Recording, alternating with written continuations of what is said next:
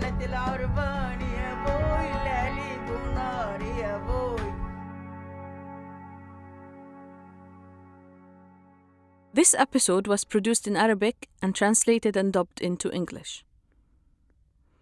من بداية القرن ال21 تعودنا نقول إنه إحنا في عصر السرعة. Since the beginning of the 21st century, we have said that we live in a fast-paced world, a global village. Information has become accessible as well as the details of one's life. Over 20 years have passed, and today we find ourselves in the era of bitcoins, artificial intelligence, and social media. Each day, perhaps every moment, we find ourselves engulfed in a cloud of constant news, events, and trends. Our focus lies in uncovering our authentic selves, seeking our direction, and nurturing our aspirations. We are eager to escape all these distractions, define our goals, and pave the way forward. However, it is not that simple. Despite all these developments, we, as Arabs at home or abroad, still struggle to access our basic rights. In this podcast episode of Aswatona, we'll talk about the freedom to move in public spaces and how freedom of movement relates to gender and other social status factors.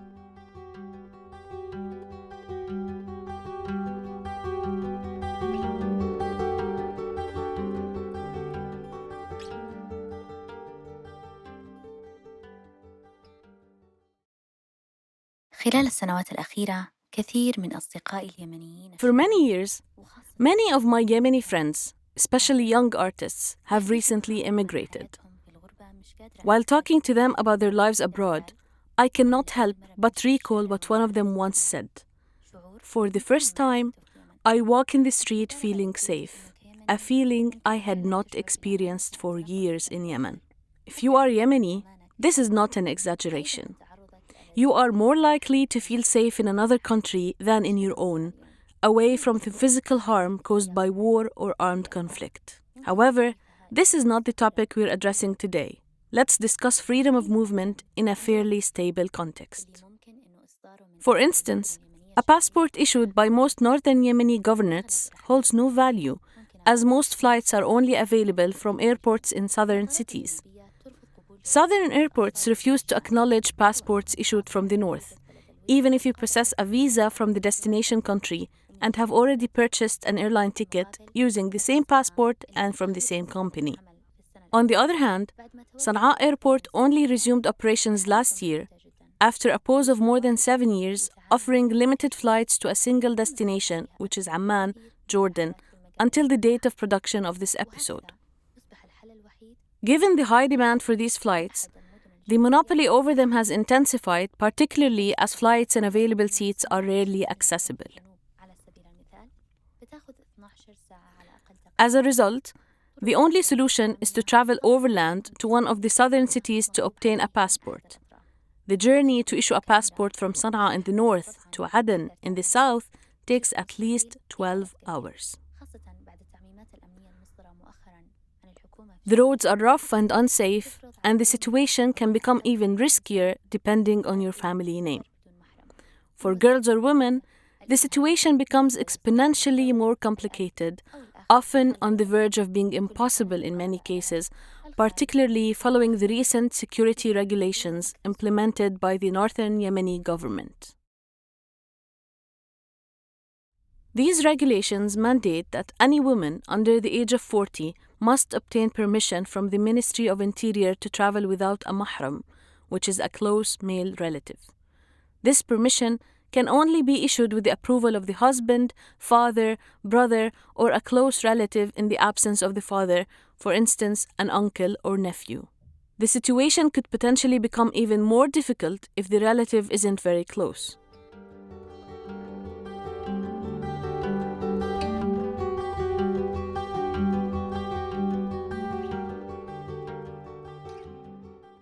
أحياناً بسأل نفسي عند صدور مثل هذه القرارات. Such decisions prompt me to think about the thousands of women who may not have parents, their father or husband is deceased, or those living far away from their families, or those whose families simply do not provide care. How can an adult woman of sound mind, who might be fully responsible for her family, find herself in the position of having to ask her uncle or nephew for approval to travel, whether for work, study, medical treatment, or any other reason? Even after obtaining permission, traveling with trusted carriers costs a minimum of $200. Moreover, women often have to go through inspections and, in some cases, investigations at various checkpoints regarding the reasons for traveling alone without a mahram. Yemeni society is conservative, and women's freedom of movement is accepted by only a small segment of society, primarily educated families. For most Yemeni women, struggles persist even at the level of daily commuting. They are hindered from leading a normal life or pursuing education and work due to the lack of safe transportation options or the reluctance of their family or husband to allow them to travel alone in a taxi, for example, or even to drive a car. These norms that once restricted women have started to shift over the past few decades, moving towards acknowledging women's fundamental human rights such as the freedom of movement. But society has unfortunately regressed as a result of the war, gradually returning to extremism and imposing restrictions. Even with substantial political disparities between the conflicting parties in the North and the South, both concur on constraining women and curbing their freedoms, to the point where women frequently find themselves unable to secure a passport without the permission of a mahram.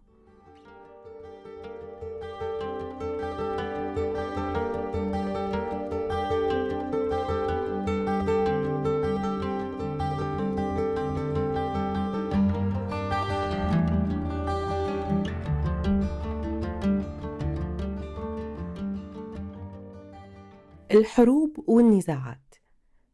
Wars and conflicts are the key words that further contribute to the marginalization of those who are already vulnerable and burdened by the ravages of war. The same occurs with Syrians in Turkey, for example. What's the connection between the political situation and women's freedom of movement?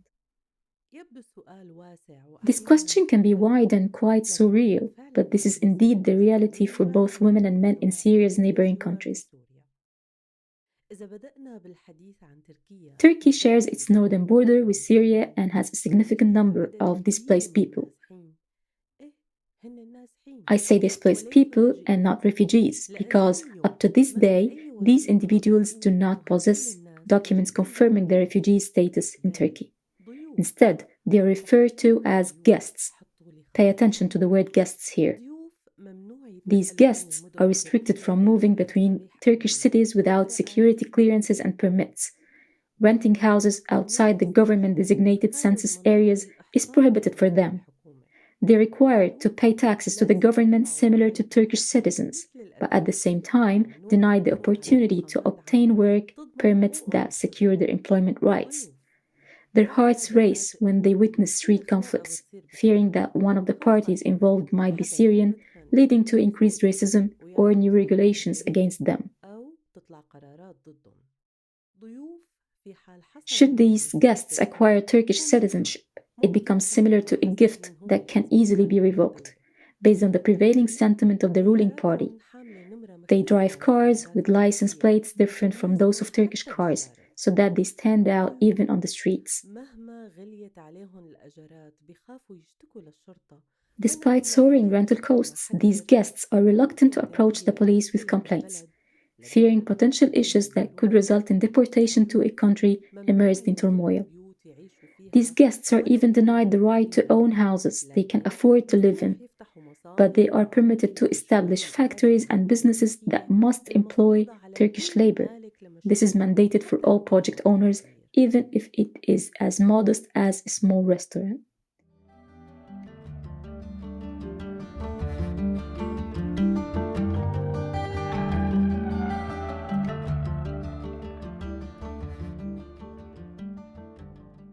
هذا كله وما بدنا ننسى أنه النساء السوريات. Furthermore, Syrian women safeguard themselves from potential racism on the streets by adapting their dressing style to mirror that of Turkish women.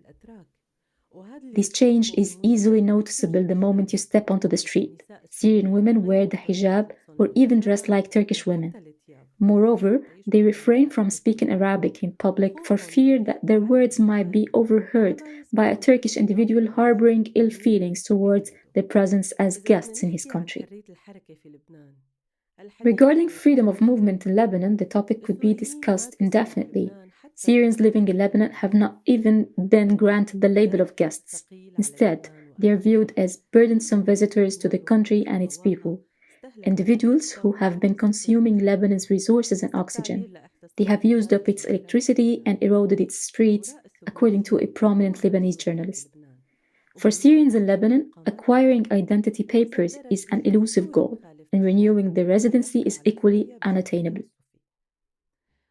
Encountering an undocumented Syrian on the streets might lead to their arbitrary deportation back to Syria by the military. On the walls, you will come across calls for the expulsion of Syrians who persistently bear the repercussions of an outdated fee dating back to the era of Hafiz al-Assad and extending up to the present day. This fee relates to the Syrian army's occupation in Lebanon and its commission of war, massacres, and violations therein. Freedom of movement can serve as a means to constrict liberties. It functions as a political instrument that begins with questioning the legitimacy of you being in a certain place. It can stretch to enforcing a curfew on you merely because of your nationality. The challenges in movement and the stereotypes held by others are not confined to the realm of conflicts and wars. Numerous individuals have ventured to Europe for educational and occupational pursuits, among others, encountering similar or somehow even more arduous situations.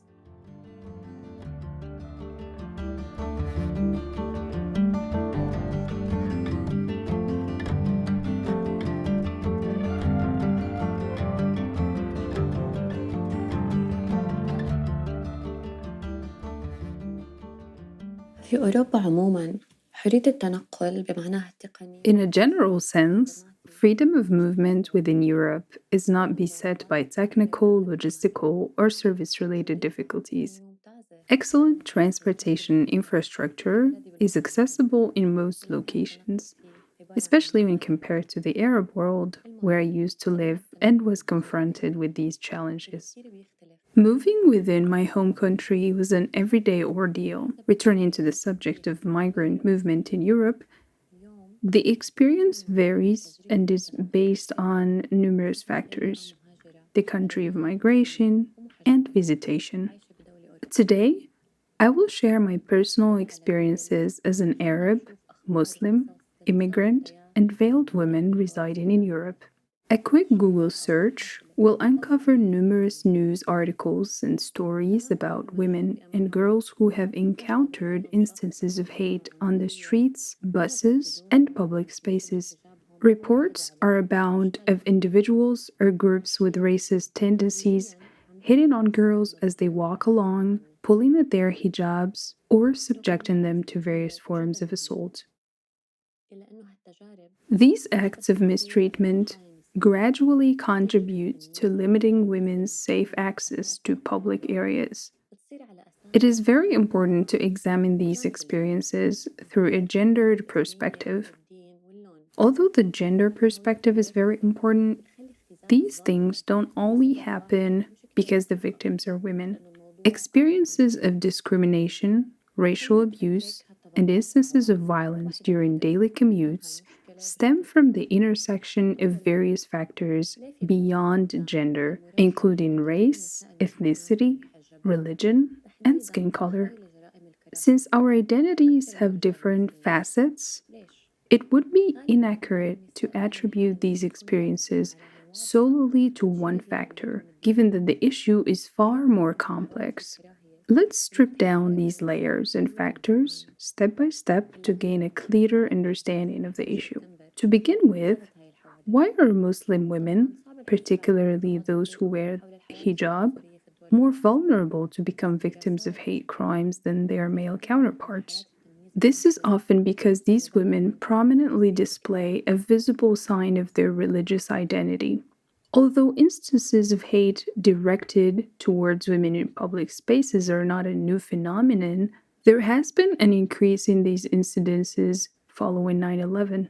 It is challenging to obtain precise statistics on racist incidents in Western countries, but studies generally confirm a rise in cases of racial discrimination, particularly those that are reported.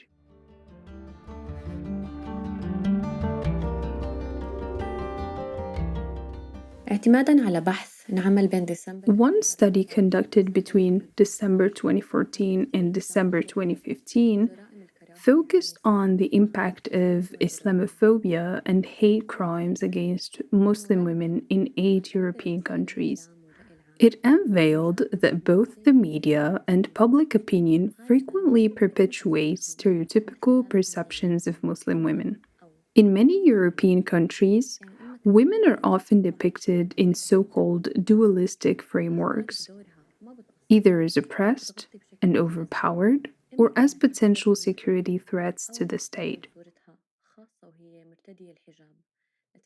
Moreover, news coverage typically offers only brief mentions of women's rights, violations, or exploits the image of women, particularly those who wear hijab, to kind of reinforce viewpoints that paint Islam as incongruent with European values. Certain political narratives further fuel these stereotypes, creating an environment that is beneficial to discriminatory actions and acts of violence. Following the so called refugee crisis in 2015, there was a notable surge in racist incidents targeting migrant women. These incidents are not limited to Muslims or those who are veiled, but encompass anyone singled out based on the color of their skin or the language they speak.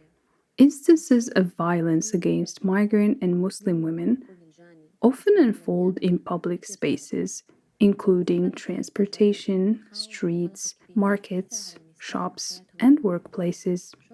Typically, these incidents include a blend of verbal and physical aggression, coupled with racial slurs or sexual harassment.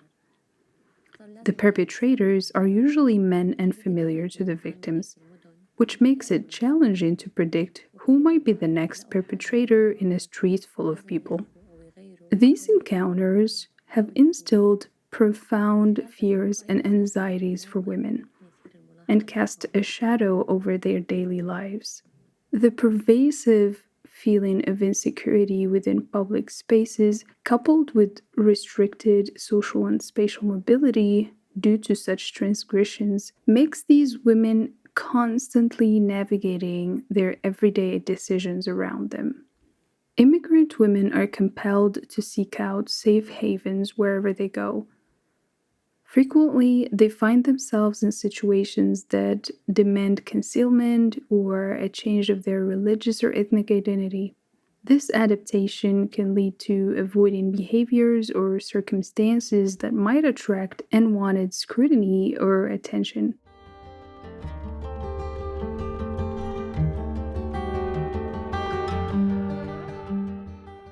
شخصياً في بعض الأوقات بلاقي On a personal note, I occasionally find myself subjected to numerous curious, often harmless glances, yet my attention lingers on them. These feelings and experiences do not keep me from stepping out, moving about, and embarking on solo travels.